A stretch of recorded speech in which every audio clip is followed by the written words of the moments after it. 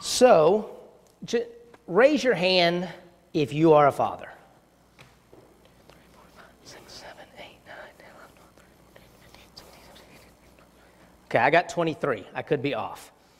So, in the grand scheme of things, there's not like tons and tons of people, at least in this room, that are fathers. So, there are some people who are here today, and they're like, well, I'm not a father, I can't be a father, I'm just here because I come on Sunday mornings, or, I'm coming because I'm here with a family member, or a lot of variety of reasons why you might be here and not be a father. And so I don't want to just talk about things that are exclusive to fathers or only applicable to fathers. So I'm going to try to craft this in a way where if you didn't raise your hand, you are still able to interact with the scripture, and you're still able to walk away with something today, regardless of whether or not you are a father, will be a father, have been a father, et cetera, et cetera. So we're going to look at the story of Isaac, and that story can be found in Genesis 25. If you are using the Pew Bible, it's also on page 25. Isaac is seen a little bit as an in-between individual. There's lots and lots of stories and information about Abraham, and there's lots and lots of stories about Jacob, and Isaac is kind of squeezed there in the middle. He gets like 2.5 chapters or so. So when we look at Isaac, we're going to read chapter 25, verses 24 through 28. It's on page 25, and the very first verse, when it talks about her, it's talking about Rebekah, who is Isaac's wife. So we'll pick up in verse 24 there at the top of page 25. When the time came for her, Rebekah, to give birth, there were twin boys in her womb. The first to come out was red, and his whole body was like a hairy garment, so they named him Esau. After this, his brother came out, with his hand grasping Esau's heel, so he was named Jacob. Isaac was 60 years old when Rebekah gave birth to them. The boys grew up, and Esau became a skillful hunter, a man of the open country, while Jacob was content to stay at home among the tents. Isaac, who had a taste for wild game, loved Esau, but Rebekah loved Jacob. So we're really going to look kind of at 27 and 28 this morning, but I think the big thing that we see in these initial verses, and as you read the rest of the chapter, you pick up on it. If you have children, they will be different. They may be night and day different, like it appears that Esau and Jacob were, or they might just have small differences here and there. But as a father, you need to make sure you are aware of those differences. And, though this is often something that you don't hear, you should treat your children differently. A lot of times you might hear, everything's got to be the same, you treat them all the same. And I think that is true to a point, but the unique things about your kids, you should honor and be aware of and treat them in a manner that allows those differences to be highlighted. So for those of you that are not fathers, think about the people you work with. Think about the people you live with. Think about your family. Whatever the group of people that surrounds you, they're probably different. And if they're all the same, that's probably a sermon for a different day. But everybody around you is going to be different, and you should treat them and highlight them and understand their differences. I have a daughter and a son, Emily and James. I often utilize them for my stories or examples. I have noticed, I got to speak 3 weeks back a couple weeks ago, and I have noticed that, Emily now kind of pays attention.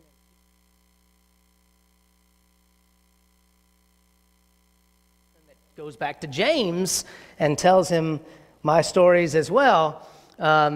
So much so that a couple weeks ago, I told a story about James jumping in puddles.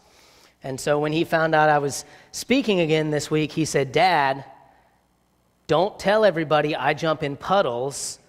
Tell them Weston does."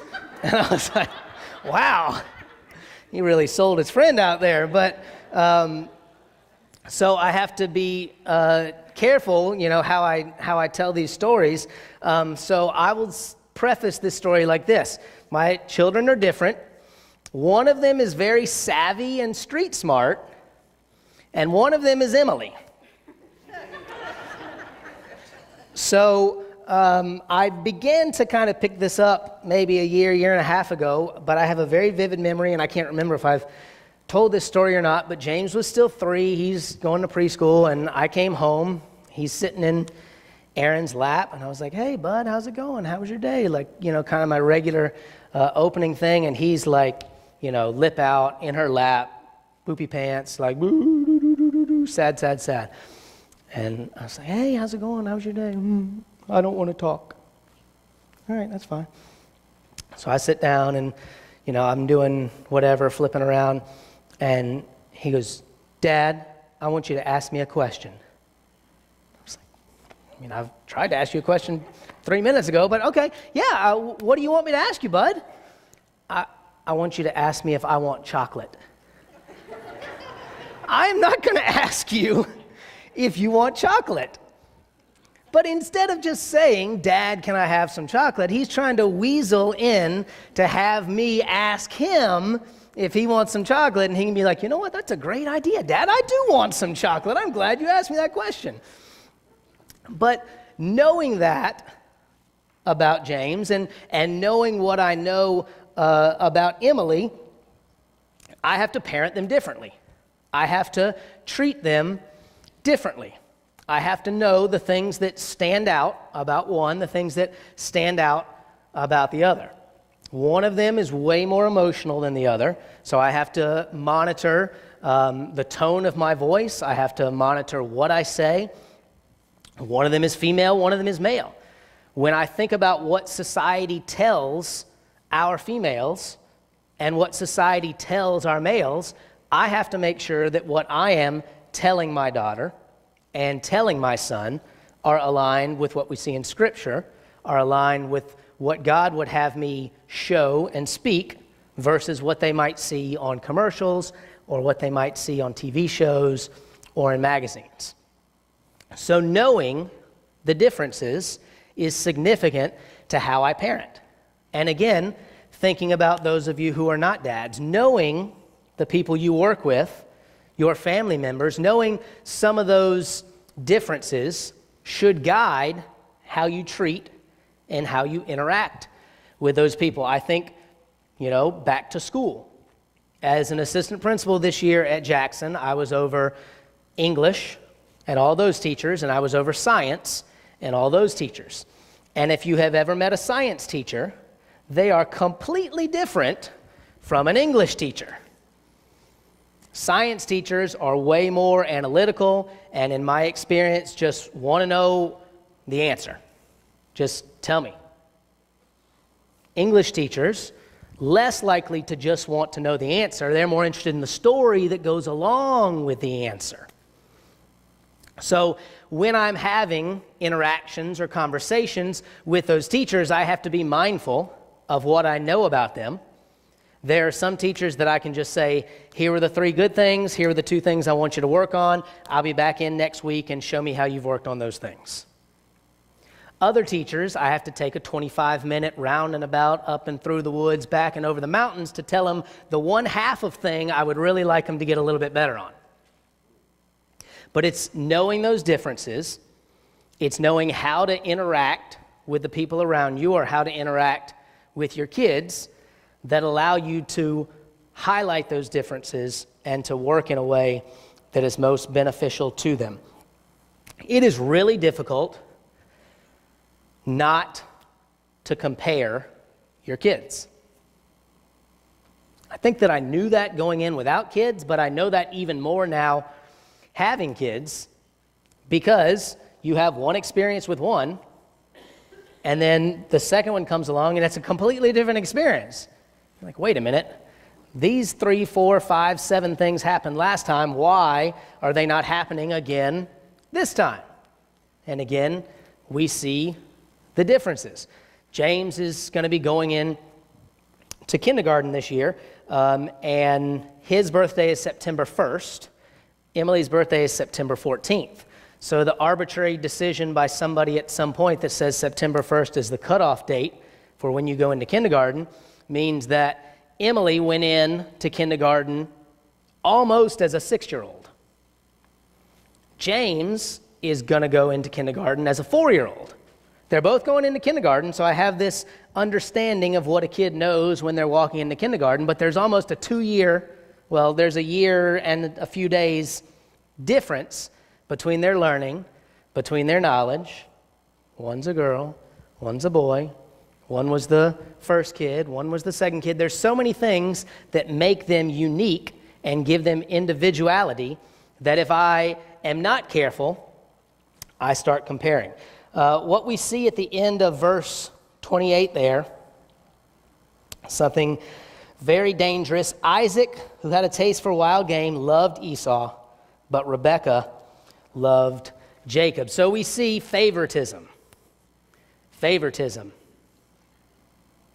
Favoritism. It's really good to be on the receiving end of favoritism. I'm the favorite. I'm the best. Thank you, of course. This makes total sense. I'm the greatest. Why would I not be the favorite?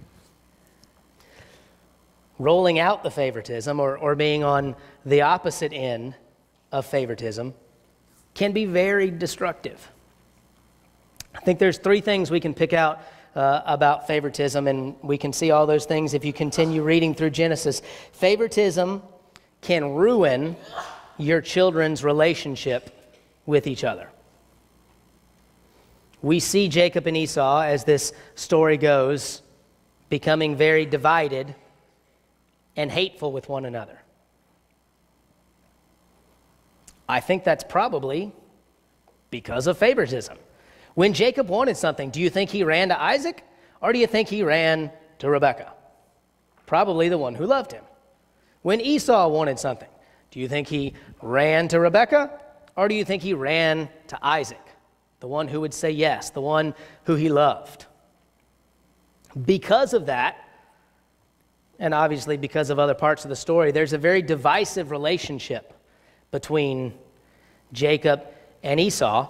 And when you think about them, one being favored by one parent, the other being favored by the other parent, that begins to make sense.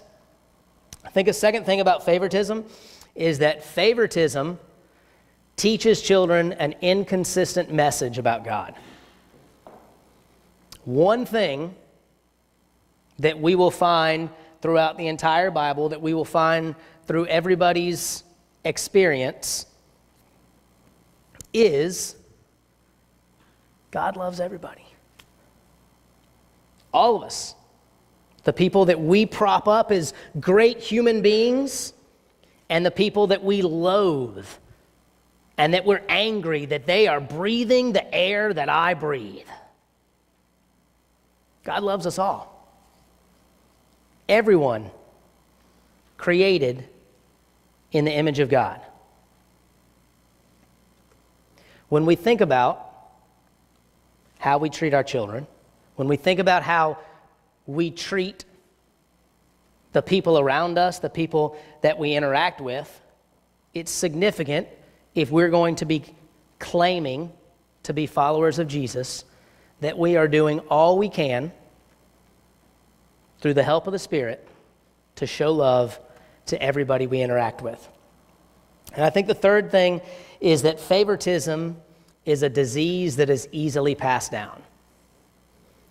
If you follow the story of Jacob, you know the story of Joseph and the beautiful coat and the favoritism that drove Joseph's brothers to hate him so much. You could even potentially look back at the story of Abraham and see that maybe there was some favoritism with the fact that he sent Ishmael away. Regardless, it is really easy to pick up on favoritism and to either see that as normal and continue to pass that on, or as to subconsciously do it, not even realizing maybe that you're prioritizing or that you're giving favor to one child over the other.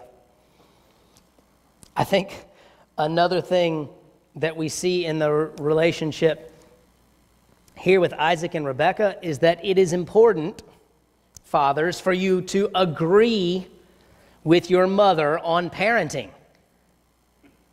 in front of the children. I'll put a ... in between there. Because Aaron and I agree on most things. There are some things where, maybe we're not 100% on board. But in front of Emily and James, we are a team. We are a unit.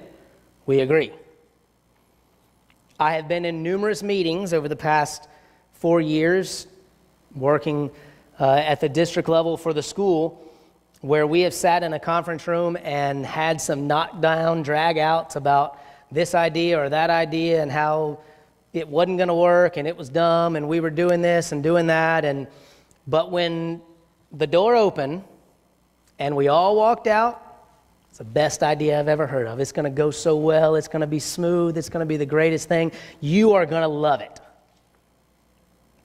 Because when you are working together as a team, it is significant that you are not cracking or breaking or tearing away or having this open disagreement in front of your kids.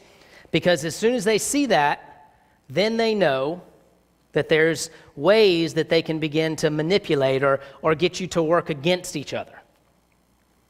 When I was younger, before going out to eat after church was a thing, we would get to do it sometimes, but we always knew as kids, if we wanted to go out to eat after church, we went and asked Dad. And it wasn't that Mom didn't want us to go out to eat, but Dad was going to be way more likely to be like, yeah, let's go out to eat, whatever.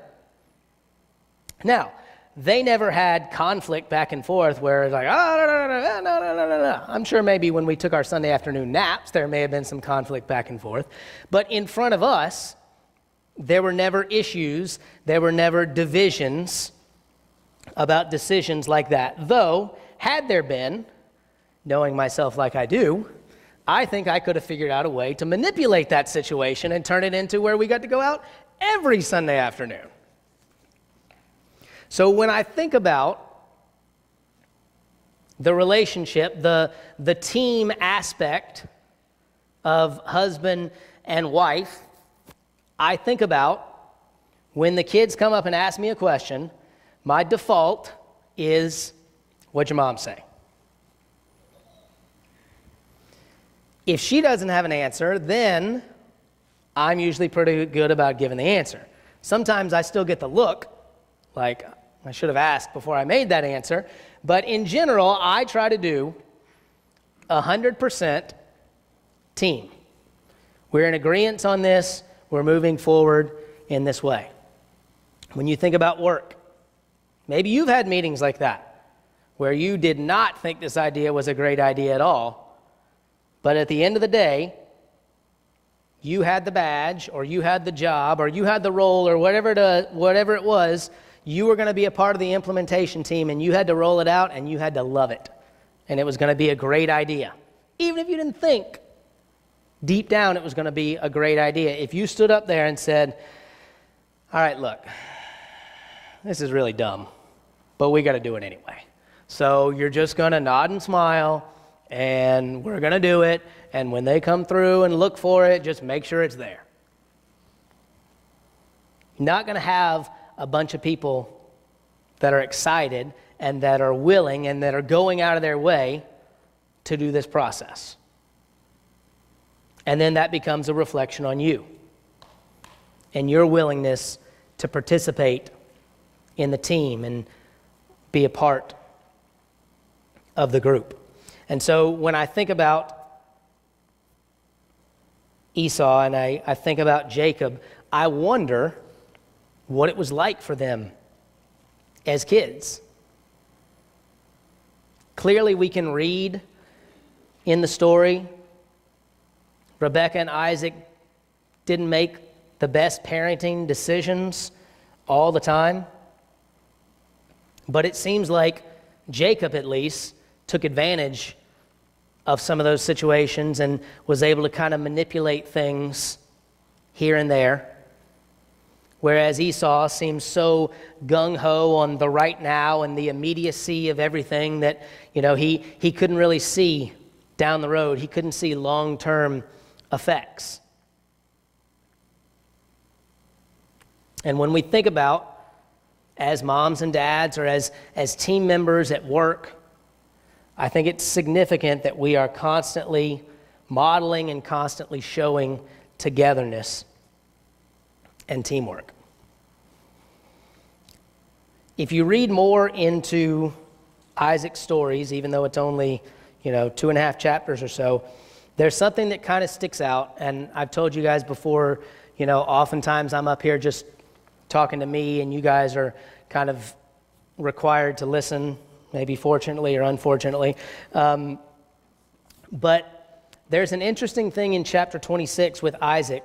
A famine comes, just like a famine came when Abraham was there. And God told Abraham, get up and leave, go.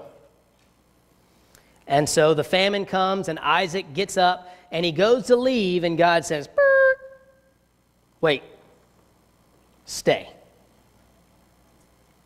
Same exact situation, famine, doesn't look like there's going to be enough food. Abraham is told to go. Isaac is told to stay. And I look at that and I think how weird that is. Why would you not get up and leave in a famine? It makes complete sense. There's no food here. I have to eat. I should go where there is food. But God tells him, stop. Stay here. I'm going to bless you right here. And if you are looking around and you are seeing famine all around you, it takes an immense amount of faith to hear God say stay and choose to stay. So Abraham gets all this credit for this faithful guy. God said, get up and leave. And he got up and left. Isaac, in the midst of the famine, is told to stay, and he stays. I think that sometimes